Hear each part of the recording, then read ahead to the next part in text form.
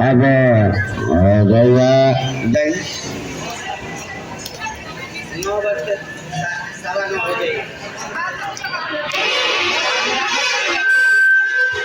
अब रउआ लोगन भगवान श्री कृष्ण जी के कथा श्रवण करी।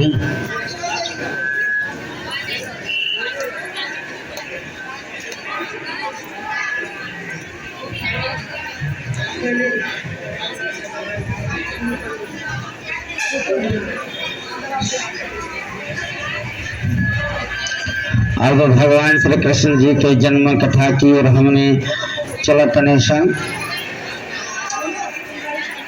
इंद्र ने कहा, अब वो लगन हाथ में फूल लेके भगवान श्री कृष्ण जी के ध्यान करते हुए कथा का श्रवण करे।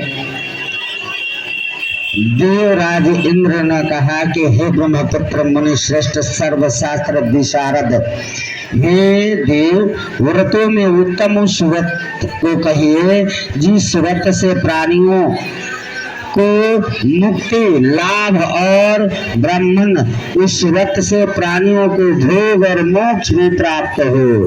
नारद ने कहा, त्रेता युग के अंत तथा द्वापर के प्रारंभ काल में नीच कर्म को करने वाला पापी कंस नाम का दैत्य उत्पन्न हुआ। उस कंस के महाश्रेष्ठ सुंदरी बहन देवकी नाम वाली थी। उस देवकी से उत्पन्न 8वां पुत्र ही दानव कंस को मारेगा। इंद्र ने कहा, हे नारद, उस दैत्य की सविस्तार कथा कहिए। क्या देवकी का पुत्र अपने मामा कंस का हनन करेगा अर्थात मारेगा? नारद ने कहा, किस समय की बात है? किसी समय की बात है कि दुरात्मा पापी कंस ने दैवज्ञ ज्योतिषी से पूछा, हे विप्र, किस प्रकार मेरी मृत्यु होगी? ज्योतिषी ने कहा, हे दानवाधीश यादवेंद्र, वासुदेव की पत्नी देवकी, जो कि बोलने में बड़ी ही चतुर सूर्योदय तथा आपकी बहन है, उसका 8वां पुत्र जो कि शत्रुओं को परास्त करेगा और कृष्ण नाम से विख्यात होगा, वही सूर्योदय के समय तुम्हारा हनन करेगा। कंस ने कहा, हे देवज्ञ, बुद्धिमानों में श्रेष्ठ, यत्न पूर्वक कहिए किस मास, दिन और समय में वह कृष्ण मुझे मार डालेगा। देवज्ञ ने कहा, हे दानव श्रेष्ठ, माघ मास के शुक्ल पक्ष की सप्तमी तिथि को महात्मा कृष्ण के साथ तेरा घोर संग्राम होगा। उसी संग्राम में तुझे वह मार डालेगा। इसीलिए हे कंस, तुम अपनी रक्षा का प्रयत्न करना।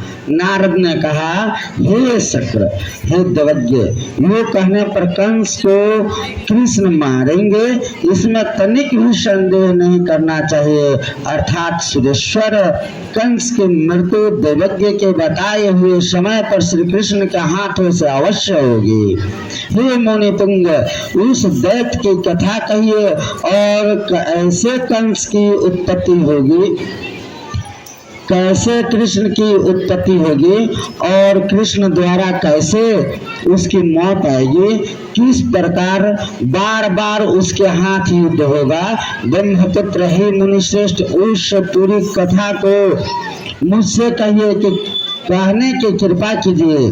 कंस नाम का दैत्य ने अपने द्वारपाल प्रतिहार से कहा, मेरी बहन देवकी के पूर्ण रक्षा करना। उस द्वारपाल द्वारा ऐसा कहने पर उसी समय देवकी दुखित हो जल के बहाने घड़े को लेकर तालाब पर गई। तदंतर वहां मेघ की छाया की तरह बहुत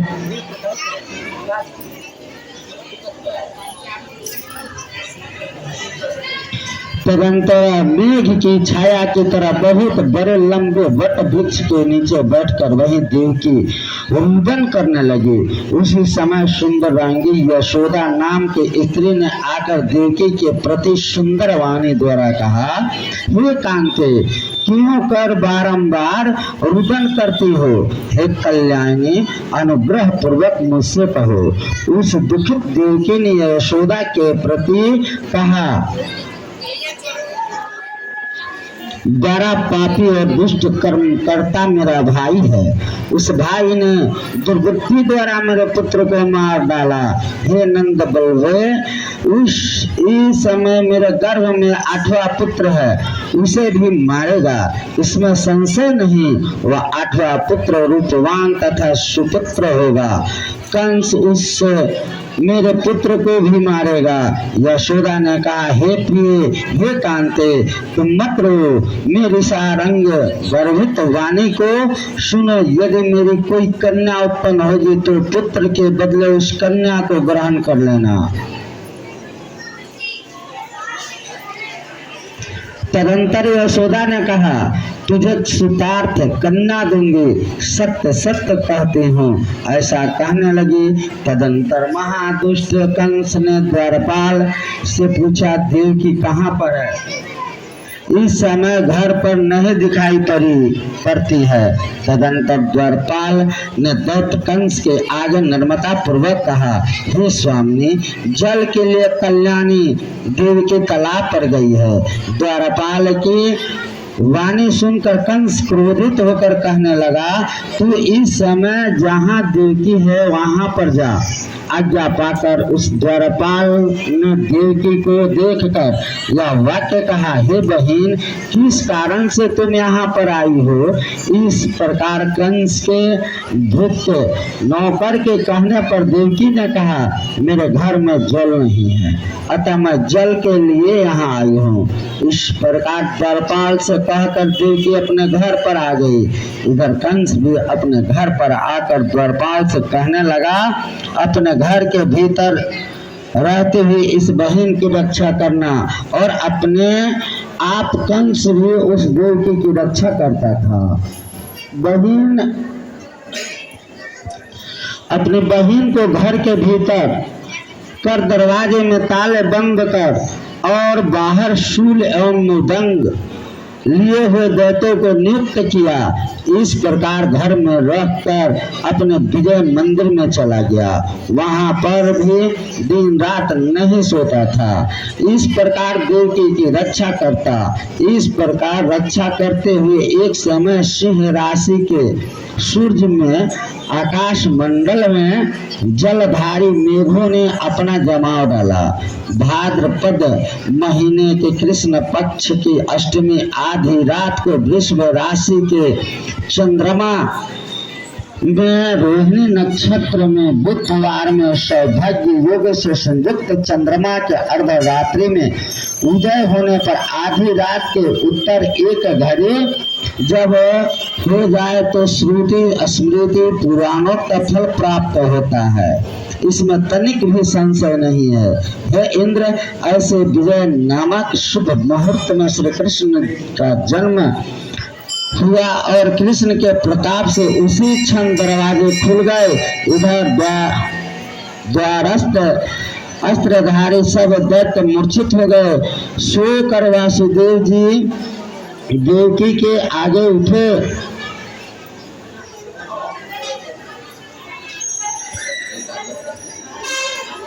देवकी ने जल्द ही अपने स्वामी से कहा, हे स्वामी, उठो, इस पुत्र को लेकर गोकुल में जाओ। वहां पर इस पुत्र को नंद गोप के रमणीय घर में यशोदा जी को देना। हे यादव श्रेष्ठ, इसलिए यशोदा जी ने कहा, यशोदा जी ने कन्या को जन्म दिया है। तदंतर देवकी के पति वासुदेव यत्न से पुत्र को लेकर यमुना वाले बहुत जल वाले मार्ग में जाते हुए उस पूर्ण जल वाली नदी को देखकर बड़े चिंतित हुए और मधुर वाणी से कहा कि मेरी मृत्यु यहाँ पर होगी और पुत्र का भी संदेह यह यहाँ पर उपस्थित हो गया है। ऐसा मन में विचार कर बहुत तेज धार वाली यमुना नदी में प्रवेश किया। बहुत जल पूर्ण यमुना कृष्ण जी के चरण कमल का स्पर्श करते ही क्षण मात्र में थोड़े जल वाली हो गई। तदंतर वासुदेव गोकुल में जाकर नंद के घर के समीप जैसे उनके धर्म पत्नी ने कहा था तदत्त उस बालक को समर्पित कर दिया। अपने वचन की रक्षा करते हुए उन्होंने यशोदा को पुत्र देकर फिर जल्दी ही कन्या लेकर पूर्णतः यमुना को लांग कर वे मथुरा चले आए और कन्या देवकी को दे दी। तदंतर प्रातः काल वे सब दानव उठ गए और क्रोधी कंस ने द्वारपाल से कहा, आज देवकी के क्या हुआ, इस बात का महसूस मुझसे निवेदन करो। ऐसा सुनकर द्वारपाल देवकी के समीप गया। वहां पर बारंबार रुदन करती हुई कन्या को देखकर दत्त ने प्रार्थना की।